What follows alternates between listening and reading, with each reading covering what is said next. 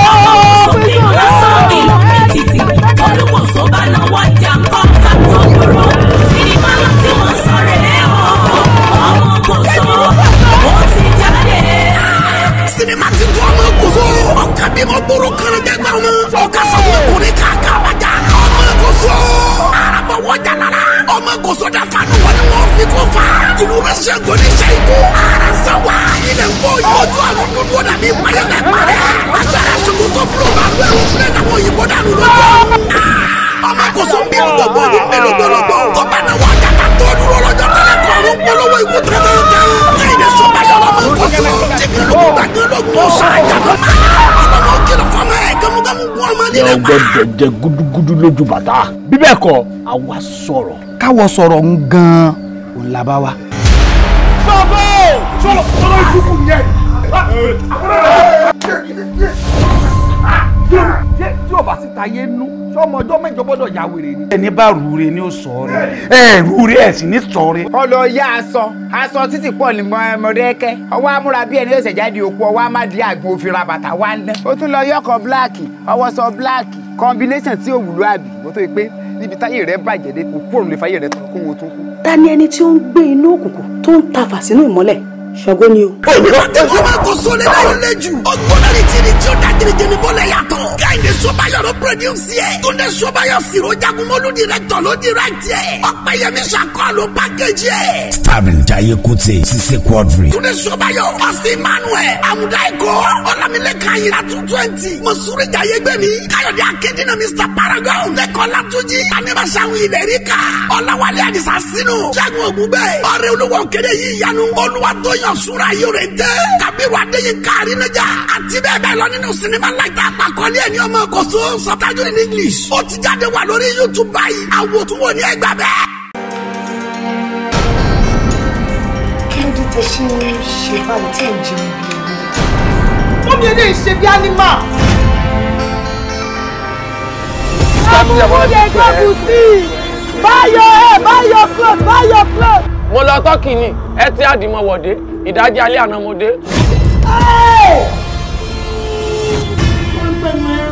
ọ̀rẹ́ ti wá ní mátòdò. Ní àwọn òwèrè tó ń fún ní 10,000 naira lóṣù. Ká ní pé mo wà nígbà tọ́rọ̀ yẹn ṣe nǹkan tí mi ò bá wọn fà. n bá ń kí ẹ mọ́lẹ̀ lórí bed ṣíṣe 20,000 máa ń ṣe. Màmá ṣẹ̀ṣẹ̀ 500,000 fún ẹ. n máa lo gbogbo ọ̀ṣọ́ mi máa fẹ́ kú. Àwọn tí mò ń fẹ́ ń sin àwọn tó mọ wọ́ọ̀tì mi ní 1 million la fi ń ṣeré. Tí o bá tiẹ̀ láhùn sí rẹ̀, tí o kò láhùn sí mi náà ni. Kí ló ṣẹlẹ̀? Kí ló dé? Ọkọ̀ squander wọ̀ mí. Èlò ni mo tí ìmọ̀ tẹ̀tẹ̀ ń pa ní gbogbo ayé. Ẹ má bínú sí mi. Ilé mọ́mọ́ kí n ta tẹ ọ́dà lọ́dọ̀ mi. Kí n lọ tọ́kì fúnra mi mọ́ rán yàn ni. Àṣẹ sàárà náà lọ rà wá fún mi. Ọlọ́lọ́mọ yẹn tán tà fún. Yes, Ontario ni mo ti rà ní London. Sorry, my bad. Ontario ni Canada. This jeans, I got it for 100,000 naira. You know I don't do cheap. Everything about me is expensive. Fún àwọn sọ eléwé ń jẹ wí olórí kò kiri kà. Ṣé nítorí pé ọ̀nà yàrá pàjálẹ̀ ọdún kọ̀tún láwọn pẹ́lẹ́ yà ló ń ṣe? Bó o ṣe wà yìí, ẹni tí ó fi ó múra o, èjì ròyìn. Onítòun bá ti ti báyìí mọ́ fún mi bọ́ta ni. Ẹnu yìí, ẹ má wọrí. Ó rí bíi toothpick tí ọ̀dà mọ́. Àwọn onígbóúnjẹ fún ọ tó ń sè. Ó dúró gbogbo abẹ́ rẹ̀ rùn oníkàǹpálà. Ó ti lọ mọ́fẹ̀ẹ́tì tí ẹ ti yẹ. torí èmi ò fẹ́ ká pín jù o ká ṣe pẹ̀lẹ́pẹ̀lẹ́ ni téèyàn bá fi sùúrù ṣe nǹkan èèyàn ló máa ń tọ́jú. gbogbo wàhálà tó wà nílẹ̀ ìwọ ló fà á. tí wo bá dẹ̀ fi òpó rán pọ̀ rẹ̀ ni torí he is more responsible than you. Wá bẹ́ẹ̀ lé mi, o ṣáà expect máa wá tí mo fi wá ìdí mo wá yìí. Mi mọ̀ bóyá dáńdì ẹ̀ náà bóyá ó ń dẹ́rù bà wọ́n bí ó dàbí òkùnkùn lájà. ṣé bó ṣe máa dé ìyàwó ọ̀gá ẹ̀ lóhùn ni. olùwọ́n sọ ìfẹ́ fẹ́ fọ́n ambassador níbi karo wáìfì ni àwọn tí wọ́n ta tí wọ́n tà wọ́n wò kéde ẹni ẹ̀tẹ̀ ń kúrò ọmú fọ́ ajẹ́ bí àjọmú gidi lórí sílípàsì òkè àbọ̀ àwọn ọmọ rẹ̀ ṣe rí.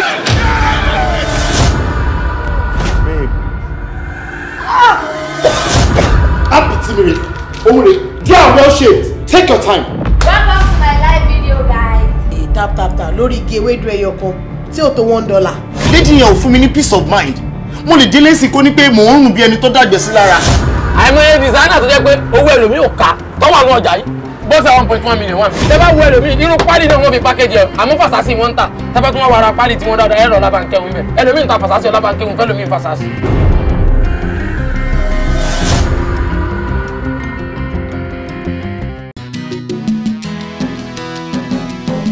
fún wọn o ẹjọ́ yé wọn o bí kò dára o kò bójú mu mo ní ẹ wí fún wọn o ẹjọ́ yé wọn ṣe o bí kò dára o kò bójú mu.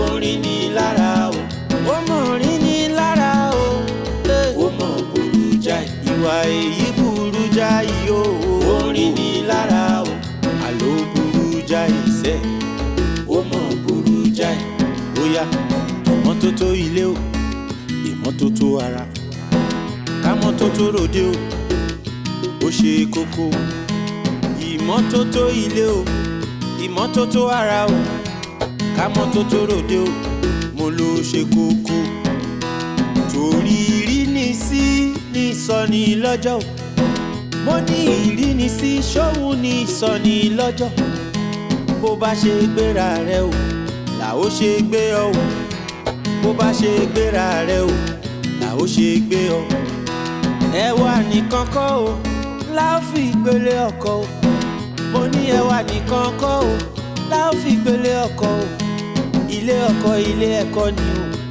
arẹwà ó yẹ kó tọ́jú ara rẹ o arẹwà toró orí tó fi ṣèwé o ló ń bẹ lórí rẹ lábẹ́ bó ti wù kó rí o ìmọ́tótó ìmọ́tótó ilé o.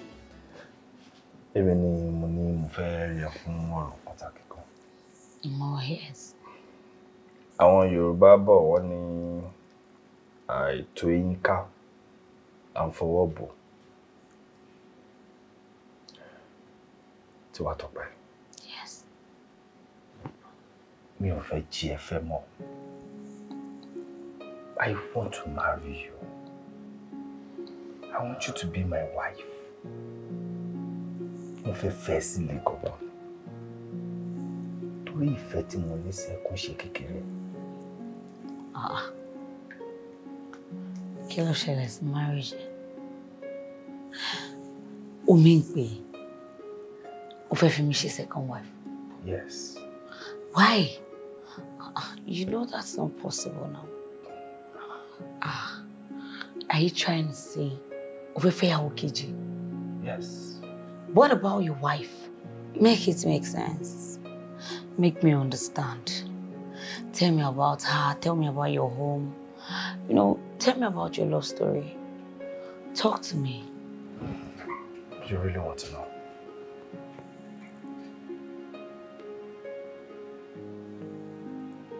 I'll tell you. Ayinke.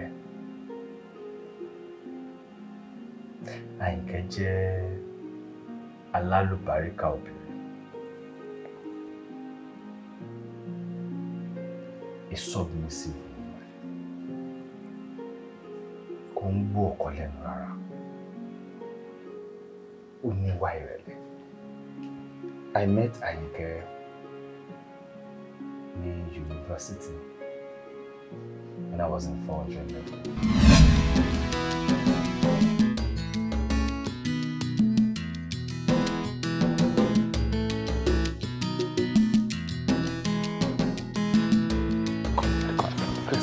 Hello, hi. Hi, how are you? Sorry, orúkọ mi ni Olúwarókànmí, a 400 level student of civil engineering. I'm Ayinke. Ayinke? Yes, Ayinke. Banking and finance, 200 level. Banking and finance, wow. Yeah. You have a beautiful name, you know. Thank you. You look good, by the way. Thank you. Wow. And me on mind. She emiatele diore. Alright. Can we be friends? Alright. Yes. Just friends. Okay. You're all right with it? Sure. What's the problem, Pole? What's the problem? She gonna she muli number to ba mind. Okay. Alright. Ciao, mami tesili. Alright. Ayinke. Such a beautiful name. You know, I just could like everything about you, you know, but your dressing, you know, that's okay. Thank you. You're welcome. Ayinke Abi. Yeah, Ayinke. Mafia Desi. Ayinke Ade. Anyhow. All right, so I guess I'll see you around then. Sure. Okay.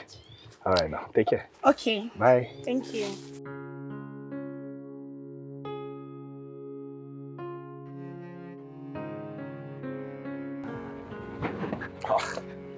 Kí ló ṣe ẹ́? Jọ kí ló rí nínú ilé? Ṣé mo rí nǹkan tí mo rí? Kí ni? Ọ̀rọ̀ ọmọ tí mo lọ bá nísìn. Mo rí kí ló ṣe. Ṣé irú ọmọ mi? Ṣé o rí bọ́mọ yẹn ṣe fine? O rí kọ̀ọ̀bù ọmọ yẹn, o ráṣọ tó wọ̀ ni. Mo rò pé ìwòbó ọmọ yẹn ṣe kò dress decent now. O rí ni. Kí ni? Eléyìí ò dress decent. Tó bá fẹ́ dress decent nǹkan. Kí ló sọ? Fún bẹ́ẹ̀. Ṣé o mọ̀ pé irú àwọn ọmọ tí mo máa like nìyẹn? Kọ́mọ wọṣọ tó sexy, tó smart. Ṣé o ti yẹ kó wá top ẹ̀ all up? Kò rí báyìí. Bí bọ́tù ó ti yẹ Ideally, ó ti fojú bá aṣọ lára ọmọ yẹn. Ọmọ yẹn tó wá beautiful. Àbí nǹkan tó ń sọ nìyẹn o. Ideally, ó ti fojú bó aṣọ lára rẹ̀. Yẹlẹ, ọmọ yìí fine. Ó ti gbaná bẹ́ẹ̀, aláyé kúrò bẹ́ẹ̀, ó ti gbaná bẹ́ẹ̀. Na me now. Ìgbà tí mo kọ ìfẹ́ sí Ayinke, kọ́kọ́ fi mí ṣàkọ for a while. I mean, it's understandable. But I was so persistent. Àwọn èèyàn máa ń sọ wípé kò jẹ́ ń gbádùn. Òun ni obìnrin máa ń gbà fún. I was persistent. And at the end of the day, Ayinke gbà fún. We started our relationship on a very good note. Báyìí ni mo kọ́kọ́ bẹ̀rẹ̀ sí ní notice àwọn ìwà ìdọ̀tí, ìwà ọ̀bùn nípa Ayinke.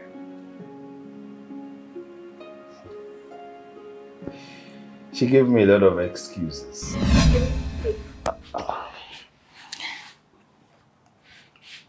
Babe. Yeah. Why do you make she want tidy by? Yes, babe. Nǹkan tó ṣẹlẹ̀ ni pé lẹ́nu ọjọ́ mẹ́ta yìí, mo máa ń rush lọ sí class. So nǹkan tó jẹ́ kí n ráyè tidy up room mi nìyẹn. Yes. Ṣé disposable tí mo fi bẹ̀rẹ̀ oúnjẹ wá jẹta kọ́ ni? Òun náà ni. Why tó ṣe trash? Babe, ṣé bí kò tí mo sọ fún ẹ náà nìyẹn? Inú ọjọ́ mẹ́ta yìí mo máa ń rush lọ class. Ṣé orí 7 AM everybody gbọ́dọ̀ ti dé class. If not, mi ṣe fẹ́ wà láwọn lecturer yẹn. Bó ti tó bá mọ̀ pé ṣé kò tiẹ̀ rùn sí ẹni wá tí ẹ ṣe gbé gbogbo ẹ̀ síta. N bá wò babe, n bá wò ṣé bẹ́ẹ̀ mi ló fi jẹun. Ó yẹ kó mọ̀ mi ò like máa ṣiṣẹ́ mi díẹ̀díẹ̀. Mo máa like pé kí n máa ṣe once. Tó bá di weekend ń sìn, ìgbà tó máa fi wọ bí weekend ò ní mọ̀ pé anything wọn. Babe, ó ti tó. I miss you. Ìgbà tí mo notice àwọn nǹkan wọ̀nyí, àwọn excuses tó fún mi ló jẹ́ kí n fojú fò dá. Àbí ká tó wá sọ wípé ìfẹ́ tí mo ní sí òun ló borí gbogbo àbàwọ́n ẹ̀ nígbà yẹn. We proceeded and got married. Ìgbà tí mo fẹ́ Ayinke sílé, mo ní mo wá ṣẹ̀ṣẹ̀ mọ̀ wípé ìwà ìdọ̀tí àti Ayinke ìkan ìkan náà làwọn méjèèjì. It was late for me. There was no going back because I was already married to her. Tí ẹ kọ́kọ́ rò pé bóyá tí bá gbé àwọn ìgbésẹ̀ kan bí ó tiẹ̀ máa yí padà. Àmọ́ rárá. Bí Ayinke ṣe jẹ́ ọmọ gidi tó. Kọ́kọ́rọ́ kan ló bà ní ajá ìjẹ. Ìwà ìdọ̀tí àti ọ̀bùn. Ìgbà tó yá tó wá jẹ́ wípé Ayinke lóyún. Ó mọ̀ burú jáì, ohun tí ó dára ó dá o. Ó rí ní lára ó mọ̀ lórúkọ méjì tó ń jẹ́ òwe. Ó mọ̀ burú jáì, ó burú o. Ó rí ní lára o, àní ó burú sẹ́yìn o. Ó mọ̀ burú jáì, onímọ́tótó obìnrin dá o. Kí ló ṣe o? Má tún lé ọkọ mi ṣe. Ẹwà ní kọ́kọ́ ló yọ múre lé ọkọ. Kí ló ṣe o? Má tún lé ọkọ mi ṣe. Ọmọ ẹ náà ló ṣe mí báyìí. Kì í ṣe fọ́ọ̀tì mi, jọ má bínú sí mi, jọ nítorí Ọlọ́run.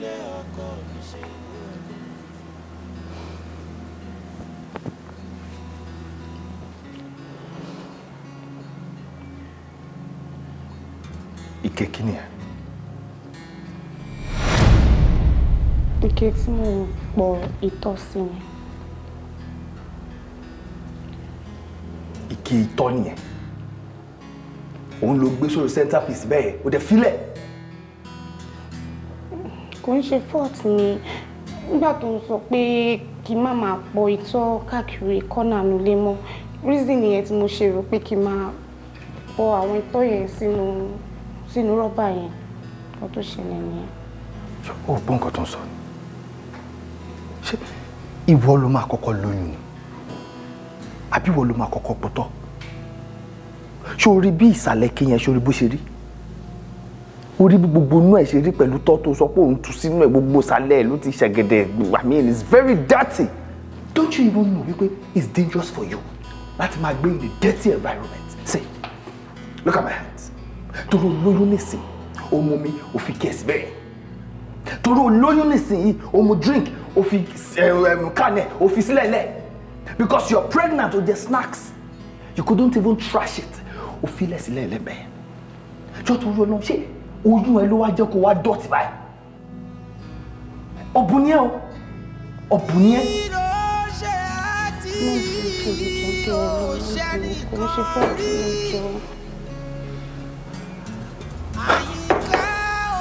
Mo mọ̀ nǹkan tí mo fẹ́ ṣe sọ̀rọ̀ ẹ̀ mọ́, honestly.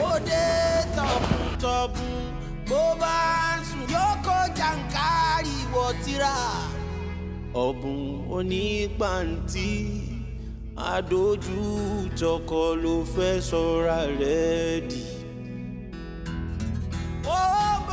Even worse, ọ̀bùn yìí wá pọ̀ sí tó jẹ́ pé mi ò lè gbà mọ́.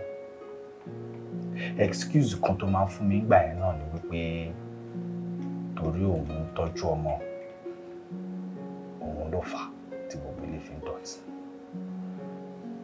So I suggested wípé ká gba ọmọ ọ̀dọ̀. A gba ọmọ ọ̀dọ̀.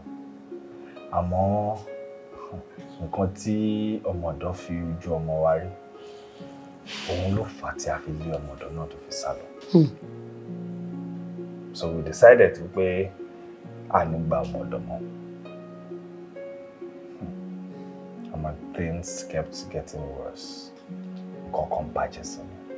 Ó wá di wípé ó jẹ́ nǹkan ìbànújẹ́ fún mi.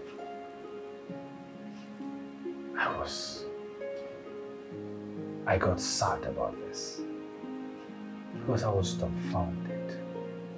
Pé báwo lobìnrin ṣe máa wà tí ìdọ̀tí ṣe máa jẹ́ ohun tó máa wà comfortable pẹ̀lú. Èyí ló jẹ́ kí n wá decide.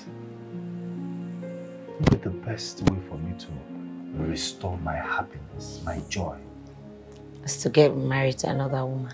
Is to get married to a woman tó ní àwọn qualities tí mo fẹ́ nínú obìnrin.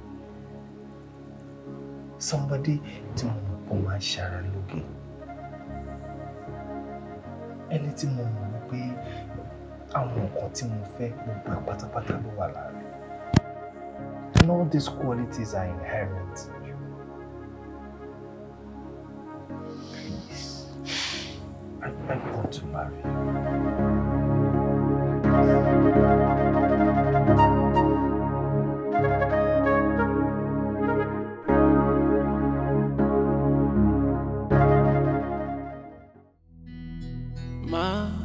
Faja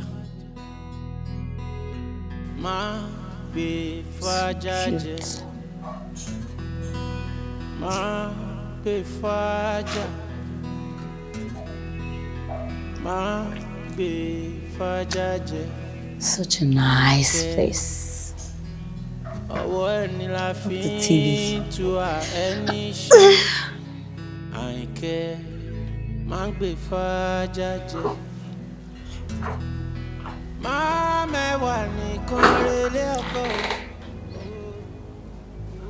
Hello. Ẹ kú jókòó. Hi. Ẹ jọ̀ọ́, ta lẹ béèrè?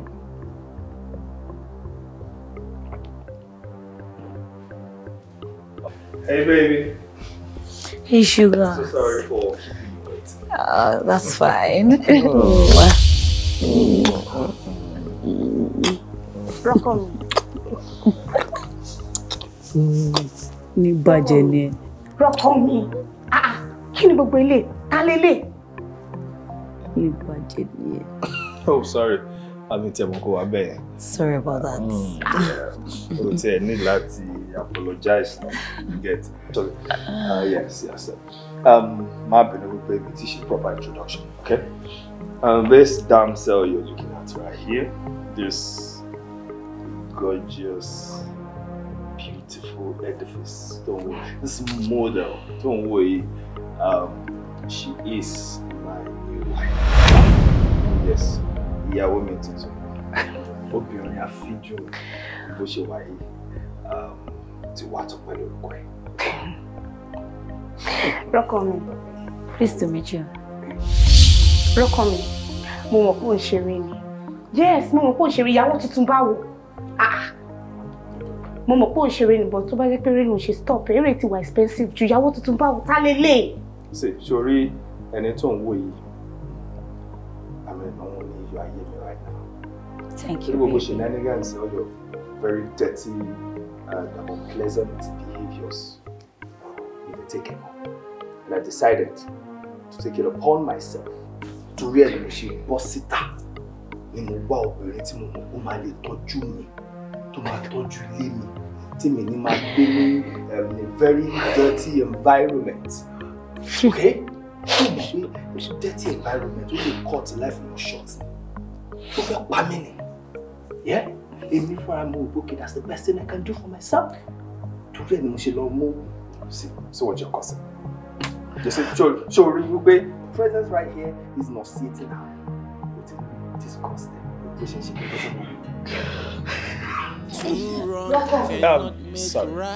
Sorry, me ò lé ẹnu lé yìí. You can do whatever you want. You can do whatever you like in this house. Just don't trespass. Alright? Me àti ẹ ò lè jọ ní nǹkan kan papọ̀.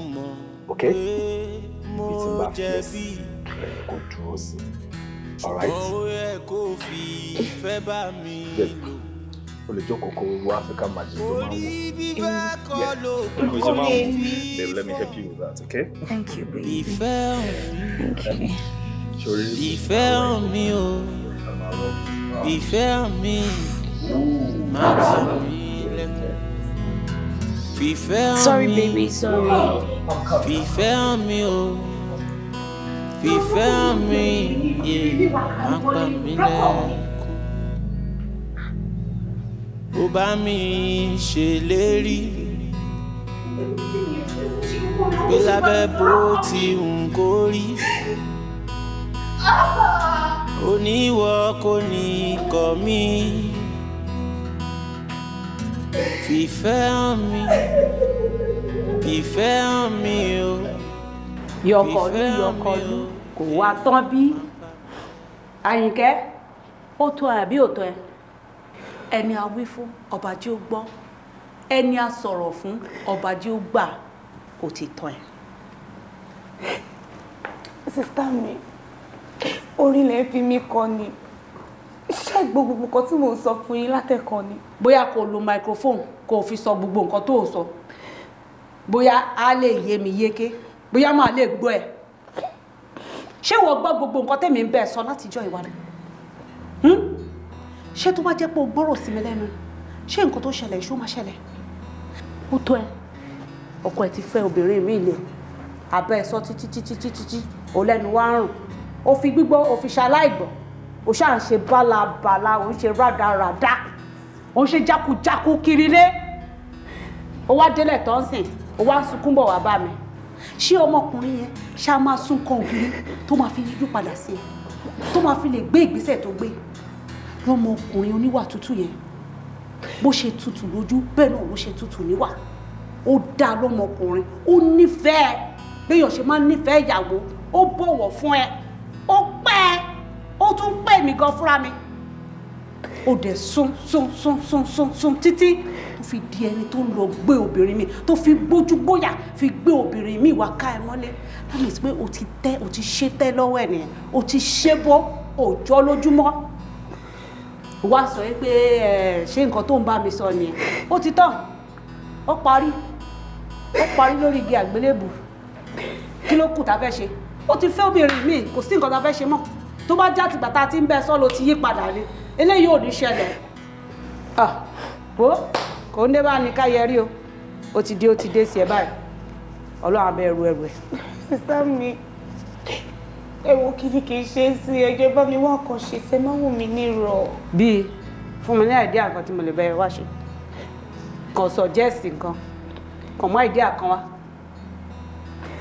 Sọ̀rọ̀ ṣé kí n lọ léyàwó tọ́kọ ẹ fẹ́ kúrò nínú ilé ni? Èmi ò blame ọmọkùnrin yẹn o. Tó bá jẹ́ pé àbúrò mi ni àbá màá tiẹ̀ ti advice ẹ̀ tipẹ́tipẹ́ kó ti gbé gbèsè tipẹ́tipẹ́. Nígbà tó fẹ́ fòórùn bá yé ọmọ ọlọ́mọ jẹ́ sínú ilé, tó fẹ́ fi ìdọ̀tí tó fẹ́ fi bá tiẹ̀ jẹ́ sínú ilé, kí ló dé Àyìnkẹ́? Ó dọ̀tí lọ́mọbìnrin, ó dọ̀tí, ó ya ọ̀bùn, ó lóòrùn ni ẹ́, òórùn. Yes. Ṣé báwa máa fọ̀rọ̀ sábẹ́ àwọn sọ fún ẹni? Ní bó ṣe wà yìí tí mi ò bá lè bẹ́ sọ òtọ́rọ̀ jọta ló fẹ́ bẹ́ sọ. You are too dirty. Òórùn. Gbọ́ èmi tó mo kàn máa rọ ọlọ́mọ ìyá mú ẹ lára ni o. Gbogbo ìgbà tó bá wá síbí báyìí ló máa rùn. Bẹ́ẹ̀ ni, o máa rùn pa mí. Mo kàn máa rọ́jú ni. Ọlá pé okùn ọmọ ìyá yìí ni. Bí ò bá ṣe bẹ́ẹ̀ ni, kò yẹ kí n máa gbà kó máa wọnú ilé mọ́. Tó bá ti wọnú ilé báyìí gbogbo inú ilé máa bàjẹ́ ni. Mo fẹ́ lè sọ pé láti ìsìn lọ́gán tó bá máa wá ìtàlájọ máa wà. Sister mi, ṣó lè tó yẹ ni? Ó le jù bẹ́ẹ̀ lọ. Tó o bá rẹ́ni sọ fún ẹ, èmi máa sọ òótọ́ ọ̀rọ̀ fún ẹ, ó le jù bẹ́ẹ̀ lọ. Àyìnkẹ́ òórùn, o lè wá fi òórùn, o lè wá fi bà tèmi jẹ́ sínú ilé. I can imagine nǹkan tí ọkọ ẹ ń go through ní èmi níwọ̀nba tó dé bíbà tó jẹ́ pé mo ti choke. I cannot imagine ọkọ ẹ tó ń bẹ ẹ̀jẹ̀, tó ń bẹ ẹmu, tó ń bẹ ẹ̀sùn ní gbogbo ìgbà. I can imagine what he's going through. Ó wá sọ pé kó má fẹ́ ìyàwó mi. Mo wà ṣọ́ pé ìyàwó tó fẹ́ kò lè jẹ́ olóorun, kò lè jẹ́ ọ̀bùn, kò lè jẹ́ onídọ̀tí bíi tiẹ̀. Kí ló dé? Ọmọ kékeré ara ẹ. Parí o. Sister mi, ẹ jọ̀ọ́, ẹ bá mi wá nǹkan ṣe sí, ẹ jọ̀ọ́, kí la máa ṣe? Kí la máa ṣe? Fún mi láìdíà. Ẹ máa gbogbo ọkọ mi lórí. Nà yá mi ní àìdíà kan tó dá lè ṣe. Bíi ká lọ lé ọmọbìnrin yẹn jáde kúrò lẹ́bí. Àbí ká lọ ṣe wèrè fọ́pọ̀ ẹ̀, àbí kò suggest nǹkankan. Ó gọ̀ ìgbà yìí láàárọ̀ tárúgbó sunkún oge. Ó ti bọ̀ Àyìnkẹ́, ó ti bọ̀ pátápátá. Kò sí nǹkankan tá a lè ṣe mọ́ lẹ́yìn ká gba kámú ká máa wò. Kò sí o, rọra padà lọ sílé ọkọ ẹ kó lọ jókòó kó máa wò. Kẹ lọ mọ bẹ ṣe máa kópa ara àwọn challenges tó wà nínú marriage tó máa ń sọ òun ló ti rí yẹn. Mo fọlọ́ ìṣó. Torí tó fi ṣe ìwé o ló ń bẹ lórí rẹ. Tó bá ṣe kí a máa lábẹ́ bó ti wù kó rí o. Ìmọ́tótó ilé o, ìmọ́tótó ara yóò. Hey! ẹlẹ́dẹ̀ ta ló mess kitchen mi up no ta ló fa abọ́ jẹun sínú sink ẹ̀ tí ò fọ̀ dá mi lóhùn ta ló fi abọ́ jẹun sínú sink ẹ̀ tí kò fọ̀ tó bà kitchen jẹ́ fún mi bẹ́ẹ̀ yẹn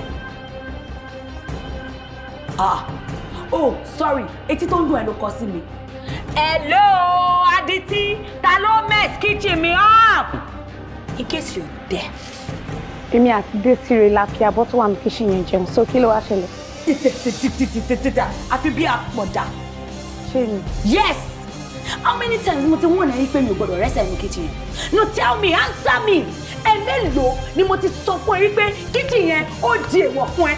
Because mo rántí ìgbà tí mo dé nílé gbogbo ẹ look so untidy, unkept, dirty, stinking and everything. Mo wá fi ọwọ́ mi tún ṣe tán, ó wá feel wípé o lè kó ẹsẹ̀ òsì ẹ méjì kó fi máa wọ kitchen yẹn kó lọ máa dàrú àbí. Hello babe, má tó ever jẹ́ rí ẹ nínú kitchen yẹn mọ́. Yes. Tí wàá tọ́ pé àbí kí wọ́n ti gbé nǹkan. O lè bí mi léèrè lẹ́ǹkan sí àbí kó gba mic kó fi explain. Tí wàá tọ́ pé ẹnìkan ò kí ń lé ẹlẹ́ni nínú ní ti àmùjá ẹ̀. Ilé ọkọ mi lélẹ̀ and kitchen tá à ń sọ̀rọ̀ nípa kitchen mi. O ò lè sọ pé kí n má wọ bẹ̀ sí ìdáná mọ́. Sọ̀rọ̀ pẹ̀tẹ̀pẹ̀tẹ̀ àpàtó fẹ́ tutọ́ sí mi lójú ni. Sórí kitchen yẹn ó ṣe ìwọ̀ fún ẹ òun ni mo sọ fún ẹ òun ni mo fi éèdì ọ̀rọ̀ mi lẹ́ẹ̀kan òun náà dẹ̀ ni mo tún fi bẹ̀rẹ̀ kitchen yẹn ó ṣe ìwọ̀ fún ẹ ọ̀rọ̀ ọkọ mi tó wá sọ yẹn ó kọ́kọ́ múnú rùn mí náà sórí tẹ́lẹ̀ ni olúwa rọ́kọ̀ mi jẹ́ ọkọ ti ẹnìkan ó lè personalize ẹ̀ bó sórí nísìn láàrin èmi àti ẹ ọkọ wa ni bó tó bá wá ní kó fẹ́ stupid bí ẹni pé ẹ fẹ́ máa bẹ́ẹ̀ máa ṣí ẹ nídìí ẹrù ẹ tó bá fíw pé bóyá o gbé kí lẹ ti máa pè ẹ̀ náà odó máa fi ṣọ́bẹ̀ máa fi ṣíwèrè dànù máa ṣí sípò máa lé ẹ̀ dànù sọ́rí kitchen yẹn ní gbọ́dọ̀ rí ẹsẹ̀ ń bẹ̀ mú tí ebi bá ń pa ẹ́ kó lọ́ra àwọn camp gas 7,000 táwọn ọmọ school àwọn ọmọ 100 level tó máa lò yẹn kó gbé sínú yàrá ẹ̀ kó máa ṣe noodles tí ò láta noodles àárín ìyá tó máa ṣe fún wa lọ́wọ́ ẹ̀ yes kó lọ́ máa ṣe ń bẹ̀ onírànú onídọ̀tí wíì rí kí ló mú ẹ hello mo ti já ẹ̀wọ̀n ni o jẹ́ kó rí ẹ pé o jẹ́ kí orí ẹ pé o má tọ́ mi o jẹ́jẹ́ mi ni mo jókòó mi o ìwọ ló ń wá wàhálà o tó bá fẹ́ rí wàhálà dẹ̀yìn o kò ṣọ́ra ẹ orí onídọ̀tí nǹkan tó bó ṣe rí ìwọ iná ló máa róró kọ fún 15 days yẹn kò ní fò bẹ́ẹ̀ ló máa ti ṣe period bẹ́ẹ̀ ló máa ti ṣe kínní òun ò sú ẹni ìdọ̀tí ò sú ẹni oníranù lápátábà láṣìwọ́wọ́ òbúkọ́dé alára rírùn èmi kó máa ṣe èmi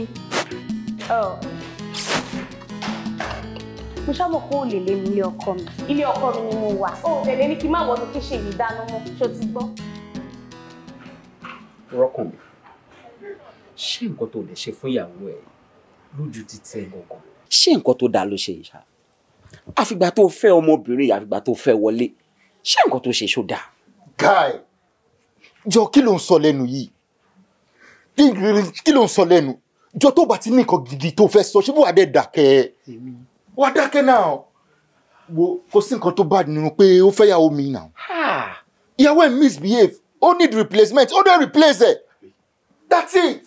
wo lérè má dáadáa lòun ìwọ ló mọ ọ̀rọ̀ wà tí Àyìnkẹ́ ń wù ló ṣe ń sọ gbogbo nǹkan tó ń sọ yìí náà ṣe bẹ́ẹ̀ mi ni mo ń bá gbé èmi ni mo mọ gbogbo nǹkan tó ń ṣe gbogbo ìwà tí ò dáa tó wà lọ́wọ́ ẹ̀ èmi ni mo mọ̀ náà so èmi ni mo dẹ̀ feel pé okay yes o I've had enough mo dẹ̀ rò pé okay kí n move forward see ẹ wo eléyìí náà class teacher ọmọ mi ó pè mí personally ó jẹ́ kí n máa understand wípé tọ́mọ mi bá wá sí school uniform ẹ̀ máa dọ̀tí pé wọn kì í fọ̀ sí no tell me see the ridicule wọ́n dẹ̀ mọ̀ mí pé okay èmi ni bàbá ẹ̀ do you understand what I'm saying see gbogbo wa yìí èmi ò fẹ́ mọ́ ó ti sú mi ni mo ṣe wò pé the best thing to do is to get a replacement kó n fúnra rẹ̀ lè mọ̀ pé I mean business and that I'm not joking. see jẹ́ kí n sọ nǹkan kan fún ẹ sọ fún mi èèyàn kan tí wọ́n mọ̀ tó pé láyé yìí ibi tó ń kù sí nìyẹn láàrin èmi àti ẹ ó mọ̀ pé ọmọ dáadáa nìyàwó tó fẹ́ ẹni tó fẹ́ iṣẹ́ ń lọ déédéé gbogbo nǹkan ẹ̀ ó ń bọ́ sí dáadáa ṣé ibi ẹyọ kan tó kù sí yẹn ó yọ bùn ó yọ lẹ ó máa ń wo TV jù and so stuff. Rántí kò ń ṣe oníṣekúṣe obìnrin o. Why tá a lè jọ jókòó? Why tí wọ́n gọ́gọ́ ò lè sit gẹ́gẹ́ bí ọkọ kó tún lé ẹ ṣe kó o bá sọ̀rọ̀? Èmi gbàgbọ́ pé tó o bá ń bá sọ all the time tí wọ́n gọ́gọ́ tó o fi fẹ́ hàn mọ́ ó máa change. Ṣé wọ́n ní tó wá ṣe yìí tó ń tẹ̀lé nǹkan tẹ́lẹ̀ sọ yìí? The best ló pè yẹn lójú ara ẹ̀. Now listen to me. Mo pray pé o ní regret action ẹ̀ ṣá. I won't regret it. Yes. Mi ò lè regret it. Oh yes, because gbogbo nǹkan tí mo nílò nínú obìnrin òun ló wà lára mi. Ti wà tọpẹ́ ọmọ gidi. Ọmọ tó ṣe ń pè é ti wà tọpẹ́. Tó nírẹ̀lẹ̀ tó mọkùnrin tọ́jú lọ́tún tó bá ń gbé mi gbèsè báyìí máa ń pè ṣé mi náà lóbìnrin ló ń kẹ́ báyìí ló ń gẹ̀ báyìí. Sí bí mo ṣe wà yín bí wíṣì wípé mo ti ní títí wá kí n tó pàdé Ayinke. Honestly mi ò máa ń ṣe mistake. Ó ti jẹ́ mi ò máa ń ṣe mistake. Just calm, mi ò máa ń ṣe mistake. Babe.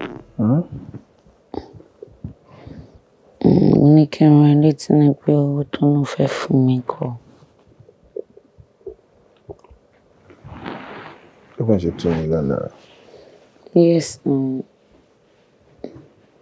Okay, má worry. Tó bá ti di ọ̀la, kí n tó jáde, I'll write a check for you. Thank you, baby. You're welcome. Bless you. I'll call you.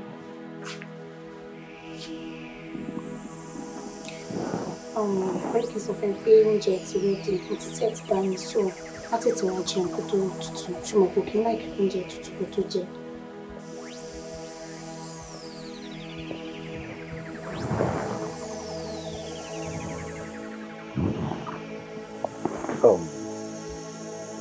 Mo wà okay níjà. Why now? Ó wà okay bí ti báwo? Wọ́n lọ jẹun jàre. Deaf and dumb. Kéèyàn máa ń jẹun lékè mọ́ lónìí. Kí láàbù ń ṣe gan-an? Wo jẹ́ kí n sọ fún ẹ. Ṣọ́ ara ẹnu lè. Fi tiẹ̀ ṣe tiẹ̀. Anytime tó bá ti rí pé mo wà pẹ̀lú ọkọ mi, jọ, ó mọ nǹkan tí ọkọ láya máa ń ṣe náà. Wọ́n máa ń ní privacy. So respect our privacy. Then má ti jẹ́ kí n rí ẹ kó bá ọkọ mi sọ̀rọ̀ in my presence again. Ó máa irritate me. Ṣé ti gbọ́? Ṣé tiẹ̀ kí mi náà ṣe tèmi wá realize pé àníjà àníkọlù ra wa kò ní argument. Kí ni gan? Tiwa Tọ́pẹ́, ṣó mọ̀ pé láti ìgbà tí rọ́kàn mi tó ti gbé ẹ̀rọ nílé, ṣó mọ̀ pé mi ò bá ìjà, mi ò bá ìfà wàhálà kankan. Gbogbo bó ṣe máa ń gbé wàhálà ẹ̀ wá, ọkàn máa ń dúró tí mo máa ń wù ẹ̀ ni. Kò ń ṣe pé bóyá mi ò mọ̀ nǹkan tí mo lè ṣe o. Kò dẹ̀ ṣe pé bóyá bẹ́ẹ̀ ni mo ṣe gọ̀. Mi ò gọ̀ at all.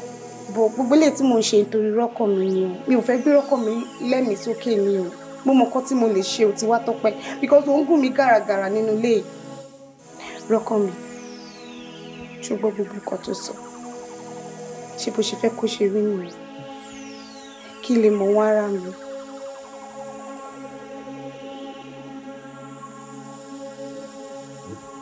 Dàlóhùn. Bó ṣe máa jẹ́ náà ni. Rọ́kàn mi.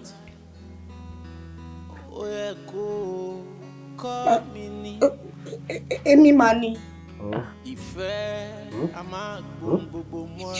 Ayinke. Mo fẹ́ sọ pé òun ló yá sí wọn tán lọ́wọ́. Èmi máa ní ìyàwó tó fẹ́ ní ṣùlọ́kà. Tó torí kíní. O ti fẹ́ tẹ́. O ti fẹ́ gùngìrè kan. No, o ti gùngìrè kan já ìwé. Hello, Ayinke àbí what's that name again? Òun ló ti gbọ́n yẹn. Mi ò mọ nǹkan tó dúró sí ìbàyí fún sí tó ń kà bí abẹ́rẹ́ bí ẹyẹ ìbáka bọ́ta. Èmi. ìyá ọmọ ẹ. Fún wa láyè bóyá tẹ́kí ní ẹ̀ tó ń fẹ́ ó ń fi mi ní mú òun gbá. Ṣé respect ààrẹ? Abùṣàṣìà. Níbo o fẹ́ máa bọ̀ ọ́ mo nílé tèmi o fẹ́ wá dáré moṣú síbi láyé kò jọ kò possible tú dànù má máa bá wọn dáṣà burúkú yẹn mọ́ o fẹ́ ṣe kí ni ibo jọ nínú ìran wa ta lórí tó dálé moṣú rí jọ o ilé ọkọ tèmi ni mo wà yìí ìwọ náà padà lọ sílé ọkọ ẹ ṣó ti yẹ. Sista mi ẹ jọ̀ọ́ ẹ jẹ́ kí kẹ́rù mi kí n máa bọ̀ lọ́dọ̀ yín ẹ wò tẹ bá mú nǹkan tójú mi rí inú léyẹ tẹ bá mú nǹkan tójú mi rí inú léyẹ ọlọ ojú yóò ní gbà ifra igọlẹ máa kó ẹrù mi pé kí n máa bọ̀ lọ́dọ̀ yín ọlọ ojú yóò ní gbà. dákẹ́dákẹ́ kí ló ń sọ lẹ́nu tí ò dùn kí lójú ẹ rí tójú ẹnìkan ò rí rí jọ gbogbo ẹ àfọwọ́fà ẹ̀kọ́ ni wọ́n gbogbo nǹkan kí nǹkan tó wù kójú ẹ̀ máa rí nínú ilé yẹn ó máa padà lọ síbẹ̀ ni ẹ máa lọ fà á máa tóra wọn ni ẹ máa gbogbo ẹ̀ ìwọ náà máa lọ fún rìpọ́ọ̀tì ẹ̀ pẹ̀lú wọn ni anything tó wù kán máa ṣe fún ẹ ìwọ náà lọ jókòó tí wọn síbẹ̀ ṣó ti gbọ́ lọ jókòó tí wọn lọ́rùn kẹjọ máa bára yín fà á kẹjọ máa bára yín pò nínú ilé ó lè dálé mọ́ṣú síbí báyìí o kò possible ó yá má jẹ́ kó tutù dìde ilé ọkọ ẹ padà síbẹ̀. lè padà síbẹ̀ o. O lè padà síbẹ̀. Ó ti sún mi ẹ̀ nǹkan tó fojú mi rí bẹ̀yẹ̀ ò kéré rárá. Àyìnkẹ́, ṣé wo mọ̀ yìí pé gbàgọ̀jẹ̀ mi ò gbàgọ̀jẹ̀? Ṣé o mọ̀ yìí pé wọ́n máa ń fi ń lọ́yàn ni? Wọ́n máa ń fọ̀bọ̀n lọ́yàn ni. Tó bá ti lè gbà báyìí, ó go rẹ̀ for life ni. Mo máa padà sínú ilé yẹn. Because inú ilé yẹn, ilé ẹ̀ ni. Ilé yẹn ò ní ìpínlẹ̀. Ilé yẹn ni ìdùnnú ẹ̀, ilé yẹn láyọ̀ ẹ̀. You have to go back and go and fight for your right. Wá wá farabalẹ̀, wá lọ wo gbogbo nǹkan tí ọkọ ẹ tó nífẹ̀ẹ́ sí lára ọmọbìnrin tó ṣe fẹ́. Wá lọ study ẹ̀ dáadáa, gbogbo nǹkan tó fi ń jẹ ọkọ ẹ. Ìwọ náà bẹ̀rẹ̀ sí máa copy ẹ̀, ìwọ náà bẹ̀rẹ̀ sí máa ṣe fọ́kọ ẹ. Bó ṣe lè jà fún ọkọ ẹ nìyẹn. You cannot give up on your husband. He's your husband. Ọkọ ẹni, Ọlọ́run fún ẹni. Go and fight for him. Ó ní nǹkan fojú ẹ̀rí tó ṣe kíní kan. Tó bá fi lè ṣe mistake tó fi kúrò nínú ilé yẹn, ó parí nìyẹn. O ò lè l'opportunity àti wọbẹ̀ mọ́. Ọmọ yẹn ó máa tilẹ̀kùn lé yín padà. Bẹ́ẹ̀ni, kò ní fún ẹ láǹfààní láti wọlé mọ́. Ó máa gàba lórí gbogbo nǹkan tó ní pátápátá. Ìwọ onílé wà wá dàlejò. A wá di pé bóyá o fẹ́ wálé àbò fẹ́ wá ṣe kankan nínú ilé ẹ̀, ilé tó pinlẹ̀. A wá di pé wọ́n fàjà lé ẹ bọ́tà padà nítorí pé wò lẹ́nu mọ́. Sórí gbogbo kíní challenges in my dear. And it is not the end of the world. For the fact pé o ń go through gbogbo nǹkan tó ń go through sí does not mean the world will come to an end. You have to fight for your rights. Bí ilé ayé bó ṣe rí nìyẹn. We just have to keep fighting till the end. So please go back to the house. Tó bá lè dògùn, tó bá lè dìjà kó dìjà. Gbogbo nǹkan tó bá gbà, òun ni wọ́n náà máa fi fún. Anything tí wọ́n bá ṣe, ìwọ náà máa bá wọn ṣe. Tó bá gbé wọ́pọ̀ jẹ́ pé ò jọ mí ni, tó bá jẹ́ pé ò jọ mí ni, number one ọkọ mi ò tẹ̀lé ní àǹfààní àti bí obìnrin mi wà. Ó ti rọ́jò lóró sí. Kò lè ní àǹfààní láti gbé obìnrin wá ká mi mọ́lẹ̀. Torí màá kọ́kọ́ yá ọmọbìnrin yẹn jẹ ní tútù náà, Ọlọ́run bá gbọ́ ajé. Kò lè rí mi jókòó sí. Kí ló máa lóun jẹ yọ? You have to charge up. Charge yourself. Okay? Charge yourself. Go back and fight for your right. Fight for your man. Fight for your home. Fight for your family. Okay? Oh, lọ síbi kankan. Oh, ní wá sínú ilé mi. Oh, dẹ̀ ní lọ sí anywhere. You go back to your house and fight for what is yours. Ẹ wí fún wọn o, ẹ jọ̀ọ́yé wọn o. Oh, babe.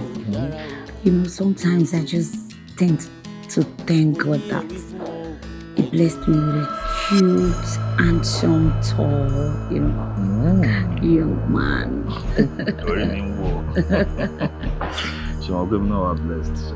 She will go to my room where she might run and last song for my dad.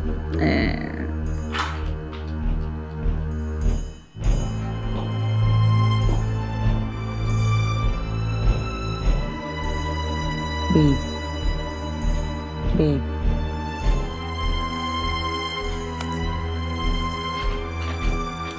Babe.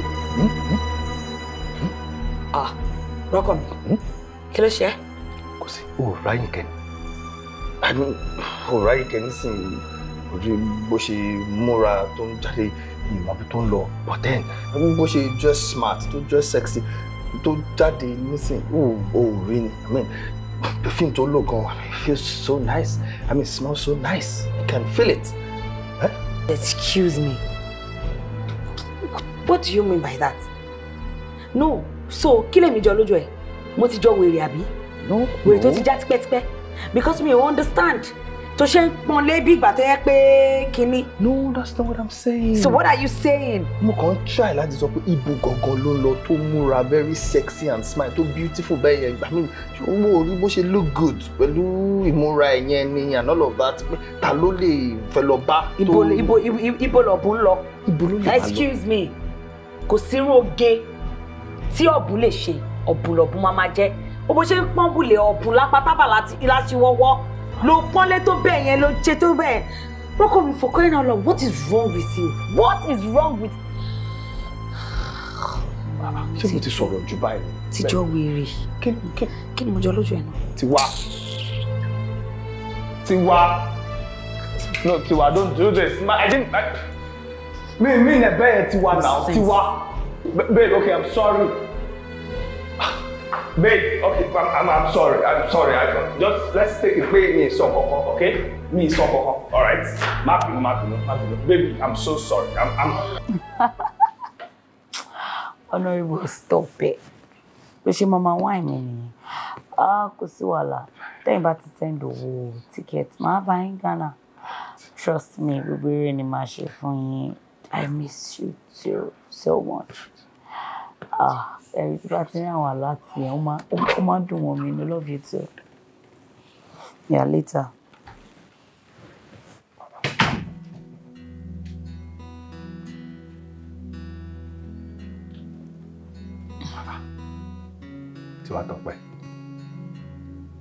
Tiwa Tọ́pẹ́. Dídùn pé mi ṣe mo dákú ni. Ta ló ń bá sọ̀rọ̀ lórí fóònù tó ń sọ I love you? Ta ni mo bá sọ̀rọ̀ lórí fóònù? Ta ló ká mọ́ mi lẹ́nu? Òun náà mo ṣe ń béèrè lọ́wọ́ ẹ̀ pé ta ló ń bá sọ̀rọ̀ tó ń sọ I love you? Mo wà ń bí báyìí náà, èmi dẹ̀kọ́ ló bá wí. Boy, ṣé mo rí pé mo ń wọ̀n ẹ́ lẹ́nu ọjọ́ mẹ́ta ẹ̀? Ṣé o kí mo ń sọ fún ẹ? Jọ̀ọ́ torí Ọlọ́run, fi tiẹ̀ ṣe tiẹ̀ nínú ilé yìí. Kémi náà ṣe kíni, kí n fi tèmi ṣe tèmi. Ká má bàa kọlù ra wa. Akéré tó ń ṣọ́ mi lápá lẹ́sẹ̀. Àmì ìṣù lápá mi ìṣù ẹlẹ́sẹ̀. Ẹ kí wá ló ń ṣe? Ṣó ká ọ̀rọ̀ mọ́ mi lẹ́nu ni?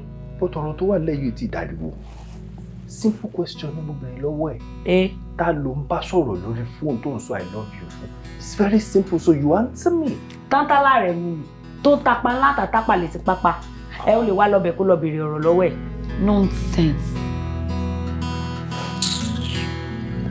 Tiwa Tọ́pẹ́. Tiwa Tọ́pẹ́.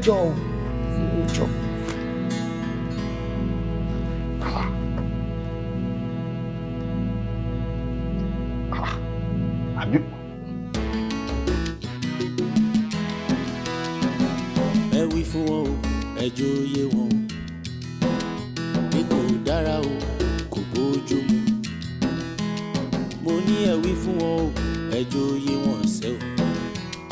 Ní kò dára o, kò bójú mu. Orin ni lára o, ó mọ̀ rí ni lára o. Ó mọ̀ burú jáì, ìwà èyí burú jáì o. Orin ni lára o, àló burú jáì sẹ́. Ó mọ̀ burú jáì, bóyá ìmọ́tótó ilé o, ìmọ́tótó ara.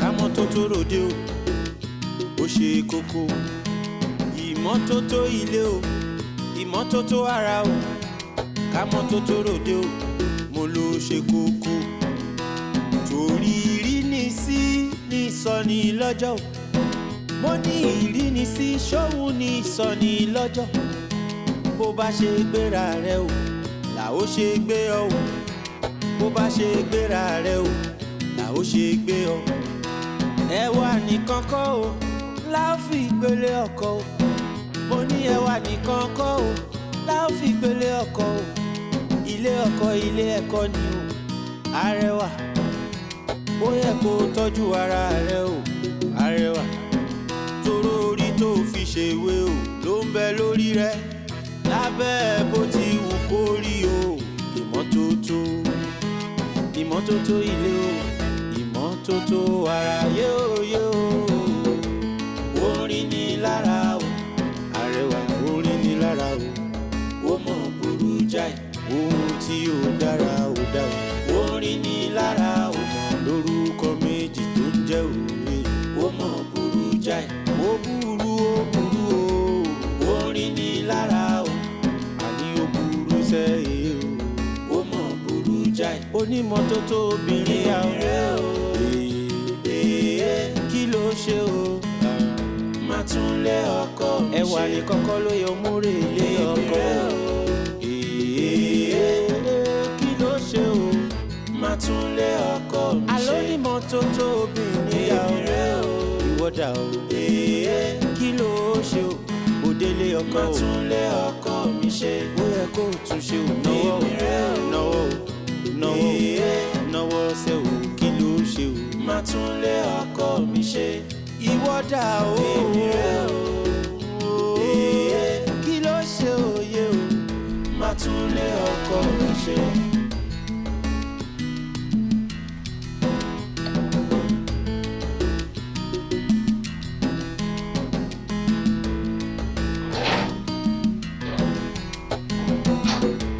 Hi, babe.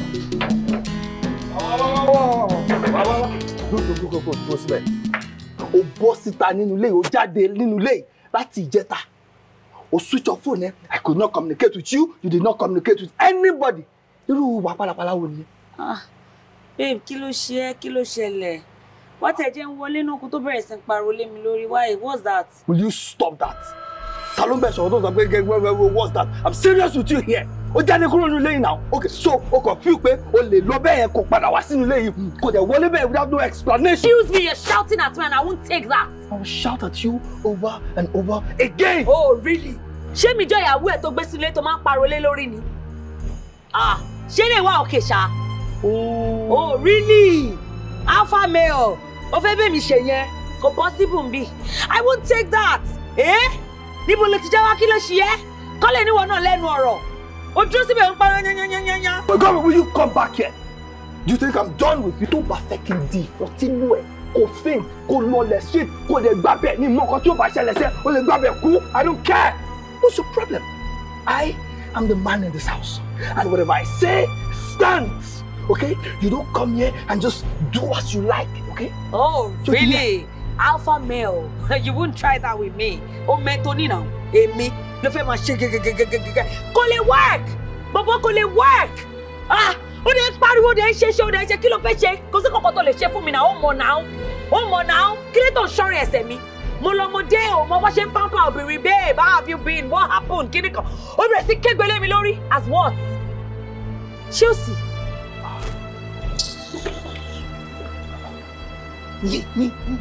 Tí wọ́n tó pẹ́. Ṣé bí ọkùnrin? Tí wọ́n tó pẹ́. Ẹgbà mi kẹ́, ṣé olùgbàkọ́ fún mi náà? Ó kàn fi pé òun lè lọ òun dé kóun dẹ̀ ṣe anyhow nínú ilé tèmi. Oh no, that is not going to work here.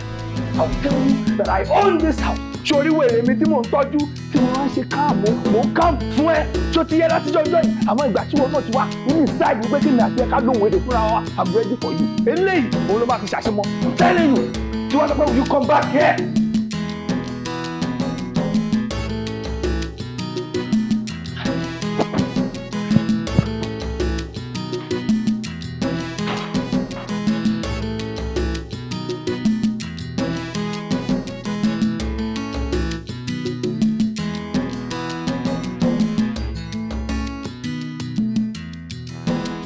Gate 1.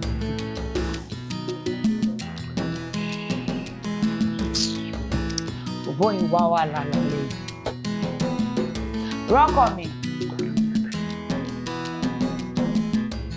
Rock on me. Yes. Ṣé tó ti get? Ibo ni wọ́n lọ. Ibo ni mo dágbére fún ẹ. I mean, this is very late. Ibo ló ń lọ lálẹ́. And my answer is mo fẹ́ jáde. Okay, o fẹ́ jáde bó ṣe jáde the other time. To lọ fún 3 days tí a mọ whereabout ẹ. Your phone was switched off. O kò dé lójijì bí olè tó wọlé lóru. Okay, you want to repeat the same. I'm sorry, you're going nowhere. Gbogbo mi ráyè tí ẹ lálẹ́ bá mi ṣí gate. Èmi ò ní gate kankan tí mo fẹ́ ṣí. Where are you going? Ṣé ẹ̀tọ́ mi ò béèrè ibi tó ń lọ ni? Would you stop questioning I'm me? your husband for crying out loud. Where is the husband? Ṣé o rò péré ni mo bẹ̀ ṣe?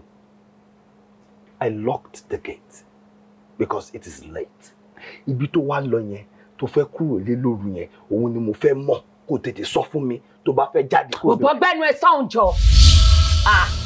Ó dẹ̀ ń sọ, ó dẹ̀ ń pa láṣẹ. Ó ti rúkọ ẹ̀tẹ́ ni. Ó dẹ̀ máa tẹ́, ó máa rí wèrè yẹn ní 100. Sórí tó bàbá mi ṣí gate yẹn sìn. Tí ò bàbá mi ṣí gate yẹn fún mi o. Tó bá ti fẹ́ wá lára lẹ́yìn.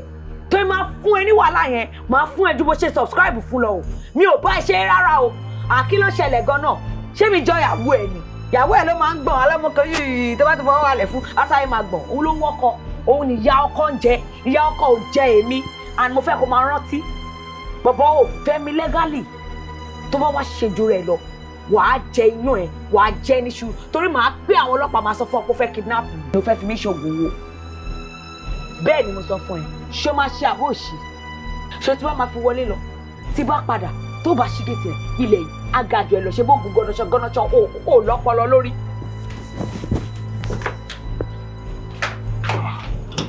Ṣé pé wọ́n ti fẹ́rẹ̀ lórí báyìí?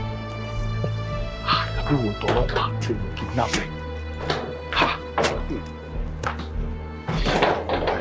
Tó lọ lọ.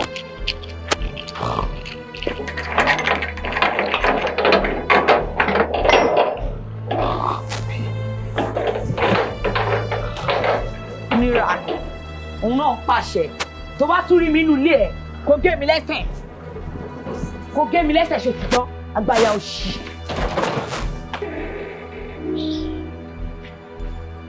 Gé mi lẹ́sẹ̀, tó bá tún rí mi nínú ilé ẹ̀, kó gé mi ní ẹsẹ̀. Àgbà òṣì, àgbàyà, ọkùnrin tí ò tó lé. Too wrong cannot make right. Ó yẹ kó kọ́ mi. Ìfẹ́ a máa gbóhùn gbogbo mọ́ra. Ṣé kò ń ṣe pé mo ti ṣe ọkọ̀ wọ̀ báyìí? Pé mo jẹ̀bi. Ṣé wọ́n fi nǹkan dín mi lójú ńgbà tí mo kọ́ ẹ̀yìn sí? Aṣọ ládùúrú gbogbo wa yìí lọ́wọ́. Mi ò dẹ̀ rí. Obìnrin. Ṣọ́ra fóbìnrin o. So, omi ń pè Tiwa Tọ́pẹ́ ti park kúrò lọ́dọ̀ ẹ̀. I'm telling you. I am telling you. Mi ì mọ̀ wípé irú ọmọ bẹ́ẹ̀ lọmọ yẹn o. In fact, mo regret wípé mo fẹ́ ọmọ yẹn. I'm telling you, mo regret wípé mo gbé ọmọ yẹn, pé mo ti ẹ̀kọ́ ẹnu sọ́mọ yẹn in the first place. Tó bá mọ nǹkan tí ọmọ yìí fi ojú mi rí, ọmọ tó jẹ́ wípé kí n tó sọ̀rọ̀ kan báyìí, ó ti sọ mẹ́wàá lẹ̀. Ṣé wàá rí tó wá bust head mi jù òun nígbà tí mo wá discover wípé àṣà ni ọmọ yìí. Yes! Bí mo palágbèrè ni. In fact, ó tún ṣe gan, ó tún fi ń yan gan. Ẹ̀rù tiẹ̀ tó wá bà. Ó tún sọ̀rọ̀ ní fílefílefíle lọ́rọ̀ ẹnu ẹ̀ báyìí ó dá ṣáká ní tẹ́ni tó yẹ kó máa gbọ́ pé ọkọ mi mọ̀ pé mo ṣàgbèrè o, ọkọ mi mọ̀ pé mo bẹ́ẹ̀ lómi ṣe nǹkan pọ̀ o. Irọ́ ni. She was full of confidence. Ó ga o. Àwọn ojú ò ṣe fi mọ̀ wá ẹ̀dá o. Pẹ̀lú bí ọmọ yẹn ṣe fine tó. Beauty kan lọ́rọ̀ tó wà lẹ́yìn o. Lérè, beauty kò tiẹ̀ ní ṣe pẹ̀lú nǹkan tó wà lẹ́yìn rárá àti rárá ni. Tó bá rí bọ́mọ yìí ṣe máa ń treat mi. Àná ọmọ tó jẹ́ wípé torí mo fọ́ létí lásán òun gan dá tiẹ̀ padà. Oh yes. Tó bá rí bó ṣe ń lọ aṣọ mọ́ mi lọ́rùn. He shock me. Ó shock mi. Ọ̀rọ̀ yóò ṣe kékeré o. Daniel, kí ló dé o sọ̀rọ̀ tó wà lẹ́nu? Ṣé mi? Ṣé mi? Sọ fún mi kí ni nǹkan tó fẹ́ kí n sọ. Nígbà tí mò ń sọ lọ́jọ́ kìíní àná, ṣé bí wọ̀nyí ló ń gba wájú tó ń gbé yìí? But as far as I'm concerned, ẹni tá a kọ́ ní kà tó ṣe ìkà ń gbénú òun gangan ni. Yeah, ìkà ó ń gbénú òun gangan. Náà ṣótán, wo bí a kì í tó ní bá rìn ká má tọrọ bá rẹ nìsọ. Téèyàn bá bímọ gangan tó lọ́mọ, o gbọ́dọ̀ mọ ọmọ nínú ọmọ. Èmi sọ̀rọ̀ fún ẹ, ókè sọ fún mi, ṣé mo fẹ́ gbà nǹkan kan bẹ́ẹ̀? Mo ní kó o fara mọ́ ìyàwó ẹ, dáríjì pé show her more love. Let me tell you, téèyàn kan bá ń ṣe tí ò dáa, ìyàwó ni ọkọ ni, show her more love. Then correct her in love. Now listen to me. Mo ń sọ fún ẹjọ́ yẹn, mo ní kò sí èèyàn kankan tó pé tán tí ò ní wà títí ẹ̀ lára. Number one, ìyàwó ẹ̀ láti ìgbà tó ti fẹ́ ọmọ yìí, èmi àti ẹ mọ̀ wípé ọmọ dáadáa ni, iṣẹ́ ń lọ déédéé, ọmọ yìí ò disrespect ẹ rí for once. Kí ló tún fẹ́? Ó wà submissive. Ìwọ náà sọ ìgbà tó gbé ẹlẹ́sẹ̀ tó ń tínrín tẹjọ́ ń gbé káàkiri, ìgbà tó gbé lọ́lé, ọmọ yìí tún fi wà rẹ̀ lẹ̀ pẹ̀lú sùúrù ó fi bá yín gbé.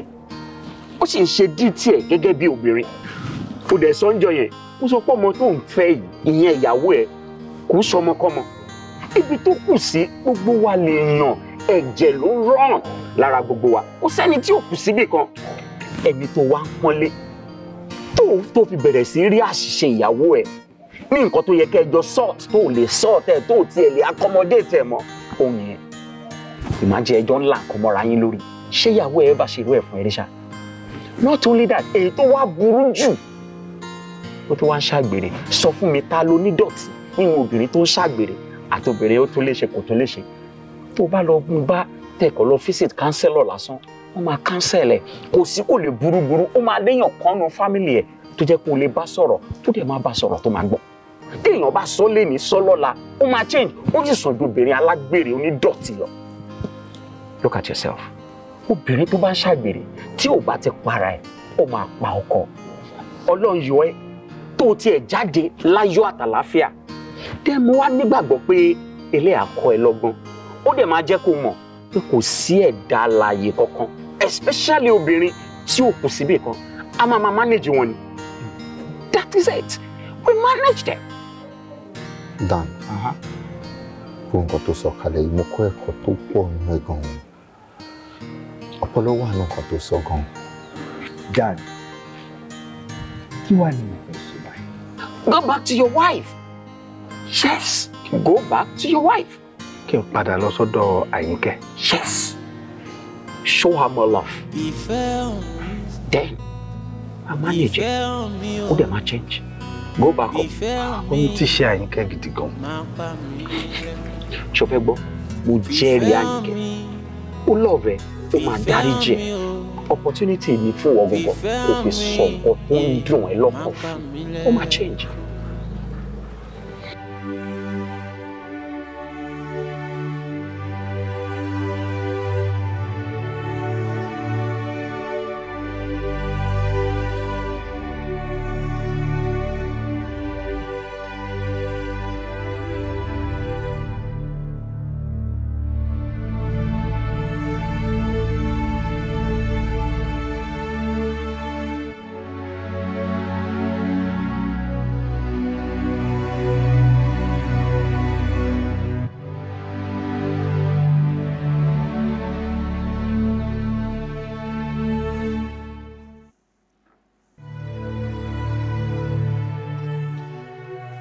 I'm sorry. I did something I can't take back. I truly wish I could rewind the clock. I would try and offer an explanation, but there's no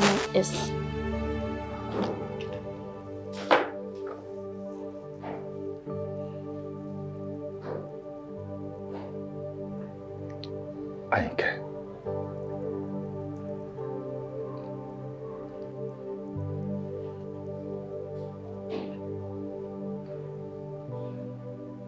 Please. I'm sorry. Jọ̀ọ́ torí Ọlọ́run dáríjì mi.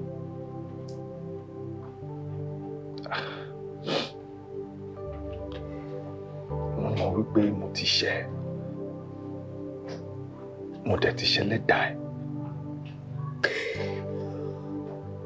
Tó bá decide wípé o dáríjì mi, ó tó bẹ́ẹ̀ ó jù bẹ́ẹ̀ lọ. I know I have wronged you. I know I've done bad to you. I'm begging you from the bottom of my heart. Jọ̀ọ́ torí Ọlọ́run. Mo fi gbogbo nǹkan tí mo ní mo fi bẹ̀ ẹ́. Wo láìfẹ́ tó wà láàárín èmi àti ẹ láti bẹ̀rẹ̀ pẹ̀pẹ̀. Wo lá ọmọ wa Desire. I know I have wronged you. And I know I've done bad to you. And all I'm here to do is to apologize for my wrongdoings and to make amends. Jotoro, find a place in your heart to forgive me. Please. Rokomi. Ṣé pé o lè bẹ̀ mí? No, mo ń béèrè lọ́wọ́ ẹ̀ ni. Ṣé wípé ìwọ Rokomi, ṣé wípé o lè bẹ̀ mí? Tó má ṣe o. Ọdún karùn-ún rèé tí èmi àti ẹ̀ta ti fẹ́ra wa. I've been a good wife to you. Mo submit ara mi totally fún ẹ. Mi ò wojú ẹ sókè rí, mi ò gbọ́ ẹ lẹ́nu rí. Ní gbogbo ìgbà, peace ni mo wá fún ẹ. Peace ni mo wá fún òun wa. Ìwọ, ó wá torí àlébù tí mo ní. Ó wá lọ síta. Ó gbé obìnrin mi wá sí inú ilé wa. Ìyẹn náà wá, sorry. Like ìyẹn náà wá ń dictate fún mi nínú ilé ọkọ mi. I'm sorry.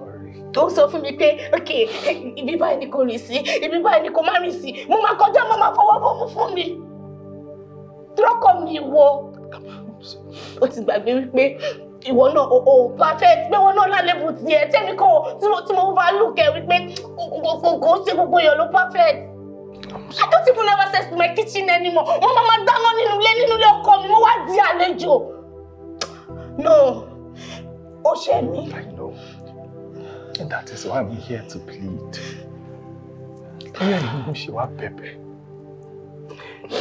I was stupid. I was gullible. Okay? But I know. Jọ̀ọ́ jẹ́ kí ayọ̀ tó wà nínú ilé jẹ́ kó padà. Jẹ́ kí ìdùnnú tó wà nínú ilé tẹ́lẹ̀ jẹ́ kó padà. Gbogbo ìlọsíwájú inú ayé wa jẹ́ kí gbogbo ẹ̀ padà. Irú ti ìfẹ́ tí ó wà láàrin mi àti ẹ. Irú bí tá ti jọ bẹ̀rẹ̀. Mo fi gbogbo nǹkan tí mo ní mo fi bẹ̀ ẹ́. Please. Jọ̀ọ́ torí Ọlọ́run. Ọkùnrin kan tó ṣe fún mi dùn mí. I'm sorry. I'm sorry. I'm sorry. I'm sorry. I'm sorry. I'm sorry. I'm sorry. I'm sorry. I'm so sorry. Too wrong cannot make right.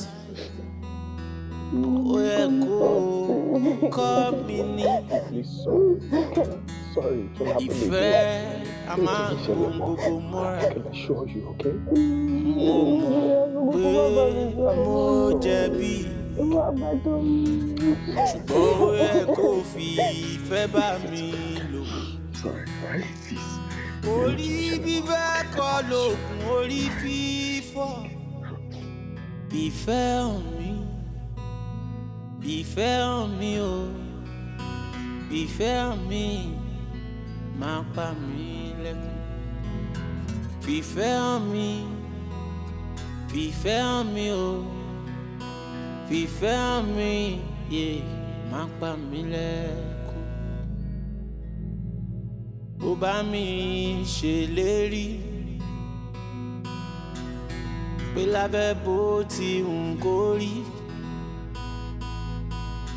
oníwọ̀ kò ní kọ̀ mí. Fìfẹ́ hàn mí, fìfẹ́ hàn mí o, fìfẹ́ hàn mí o, má pa mí lẹ́kùn. Fìfẹ́ hàn mí, fìfẹ́ hàn mí o, fìfẹ́ hàn mí, má pa mí lẹ́kùn. Ó mọ̀ burú jáì. Kí ni qualification? Mi ò qualifique kankan. O qualifique?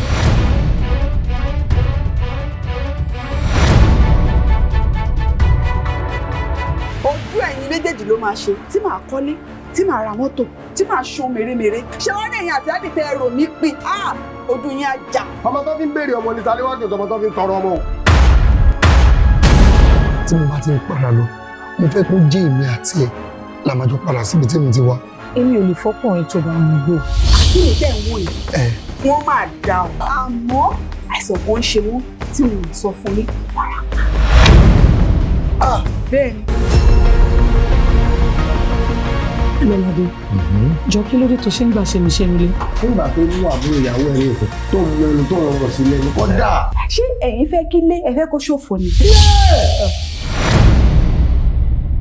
Ègún kan wà ní orí ẹ̀ tó jẹ́ pé tí kò bá sàn kan tó wà nínú ẹ̀ ebi ò lè rí lórí ẹ̀ o. Bẹ́ẹ̀ ṣe sọ yìí pé owó make sense. Tó bá jẹ́ kí àsìkò tẹ́mi ń ṣiṣẹ́ mi tí mo mú bí iṣẹ́ tí mo ti wọ́lẹ̀ tẹ́tẹ́ lọ bá ṣẹ́fẹ̀ fẹ́ kú dànù nù. Papsi, kí lẹ fẹ́? Papsi, kí lẹ fẹ́?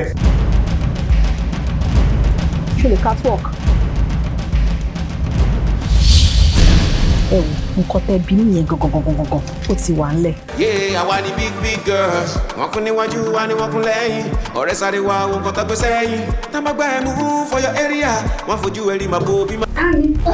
Máa gbá ìtì à. Ayé ìjẹ́ ẹni tó sọ pé wèrè wo nìyẹn, ayé ẹ̀ máa bàjẹ́ ni. Ààyè kì í lọ́mọ burúkú fẹ́ kó bàjẹ́. Ìyá Fúnláyọ̀ ni ó lè lè fẹ́ kó bàjẹ́. Àìsàn lórí òkè ìgbẹ́ ẹ̀ olójẹ́ káyé ẹ̀ bàjẹ́ bó ṣe bàjẹ́ yìí. Tó o bá pẹ́ kó tó kó sì kúrò nínú ilé mi, fèrè tó wà láyà yìí má bẹ̀.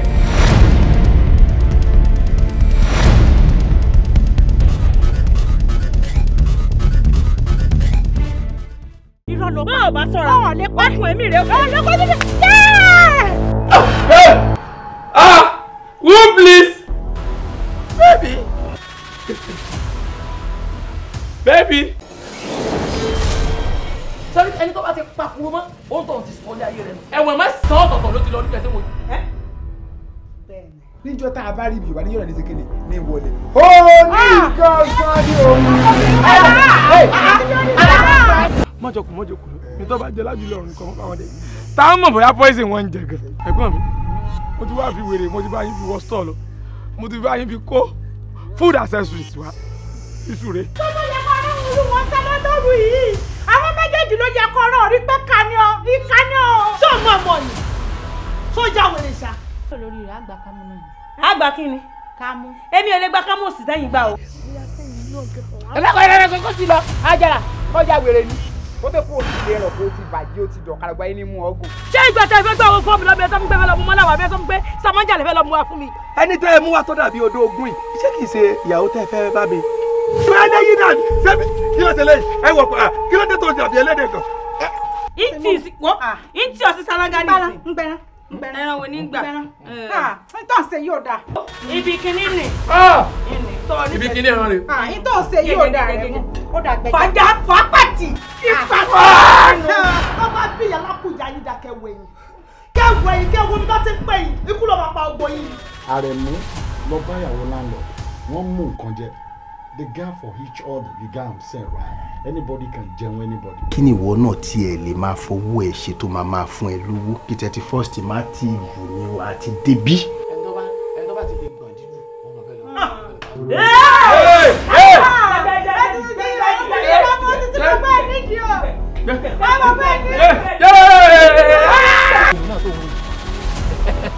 sọ wá rí àrẹ̀mú ló kọ mi ìní jígí lé o àmọ́ tí n bá gbó obìnrin wọn máa mú mi máa gbọ́ máa mú mi obìnrin tí n bá ẹ pa.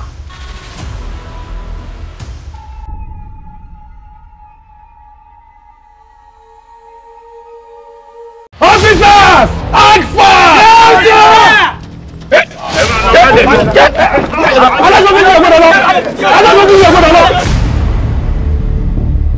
Ẹjẹ́ máa tọ́ bọ́tọ́ lọ́wọ́ máa tọ́ lápò. Owó lọ fẹ́ mú o. Kálíkà máa tọ́ lápò. Òkà búkú lọ́lọ́ mú. Irú ọ̀gá o. Àlùwò. Ànàyọ. Ànàtáré. Ànàlù. Àti jẹrin ni Rọ̀bọ́lá fún mi. Gbogbo wa la mọ̀ pé DJ YK ni. Ṣùgbọ́n lè tó sọ yìí, ọ̀rọ̀ wà ńbẹ̀ o. Wọ́n bá ní ìyá àgbà fẹ́ lọ dákọ ní sọ̀dá títì, wọ́n fẹ́ lọ dá kókó. Bí àti iná tẹ̀pẹ́ ní tán náà tẹ̀pẹ́ gba àwọn èèyàn kẹta, ọ̀kadà gbé hànú. Nípa àwọn ìwádìí tí mo ní kí ẹ lọ ṣe, ta ló ti parí ìwádìí rẹ̀ nínú yín? Ẹ̀wá gbọ́ pàdé tó ń bọ̀. Mo gbọ́. Ìmọ̀ àti Dàyà máa lọ́sùn ká nítorí ọkọ̀ sọ́ra tán náà sọ ìtọ́sẹ̀ tí. Ọkọ mi ni. Ìgbàjọ́ ń ṣèlú ni. Ṣẹ́fẹ́ gbọ́. Tí o bá ṣe pẹ́lọpẹ́lọpẹ́ àwọn bàbá tó bí mi lọ́mọ, ẹ̀sìn ò bá dá, ojú ọ̀bá tó ń bọ̀ wéré, ó ti forí èjò wọn. Níbo ló fi mọ bàbá alágùnmọ̀ rí? Bàbá alágùn, bóyá wọ́n sì ní. Sínú ẹlọ́gbó. Ẹ mọ̀ bínú bàbá tó fetí dá fìlàdì. Ká gbé ìyàwó balẹ̀ ọba tiẹ̀ kó ojú bẹ́ sọ̀bù rẹ̀ wọ́n tún pa ìwọ àti lórí láyà ọkọ̀ wa fẹ́ bọ́ọ̀rẹ̀. Gbélé òkè, ó já wèrè gan ni o. Wọ́n pa pẹlẹbẹ ẹ̀rọ o. Ó ní ìṣẹ̀lẹ̀ rírọ̀. Àjọ múlẹ̀ ni. Ó dà pé ẹ̀mọ́ kọ́tẹ́ sọ. Ayinke professor sister mi. Gbogbo àwàyè la fún. Olóde gbòde. Ìlàwà. Lẹ́wọ̀n abúlùdù, ìlúmìdù, abúlùdù, ìlúmìdù.